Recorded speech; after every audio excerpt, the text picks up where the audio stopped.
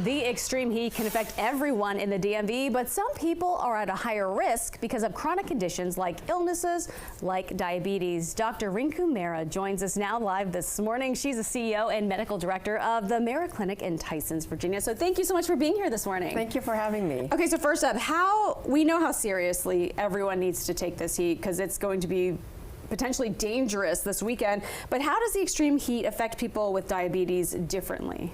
So people with diabetes already are at risk for dehydration. Diabetes happens when your blood sugars are elevated. So a blood sugar over 200 is diagnostic of diabetes, or a blood sugar over 126. And so in someone with diabetes, their kidneys are already working twice as hard to filter out that sugar from their body, and it takes water with them. So usually they are at increased risk of dehydration already, and the extreme heat can make it worse for them, especially if they're outside and they have a hard time cooling off. Some people with diabetes also have a hard time cooling their body temperature by sweating, so they are also at extreme risk of heat exhaustion or even heat stroke. Which both very dangerous. So how can people with diabetes take precautions, or what can they do to protect themselves? So we always recommend that they hydrate. So in general, making sure that you're drinking plenty of water, and even electrolytes can be very helpful for patients with diabetes. In addition, staying inside, especially during the time that it's most hot outside, so between 12 and 4 is usually the time of extreme heat.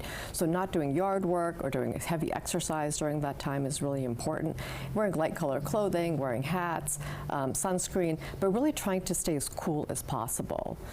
The other piece about diabetes is that insulin itself, the medication that patients take for diabetes, can be affected by extreme heat. So insulin doesn't work well if it's left outside in the heat. So making sure your medication is also in a cool place. Yes, definitely something to think of. So other than diabetes, what other conditions or illnesses are really affected by the heat? So there are other conditions, for example, cardiovascular disease like high blood pressure can be affected. Respiratory illnesses also, like asthma or COPD, because the air quality can be poor. So that can also be exacerbated by the extreme heat. And elderly people, children, and pregnant women are also at higher risk of developing dehydration and some of the complications associated with the heat. So if you see somebody, if you're just out, walking around or wherever, and you see someone you believe is experiencing some heat-related issues, what are some things that you could do to help them, would you say?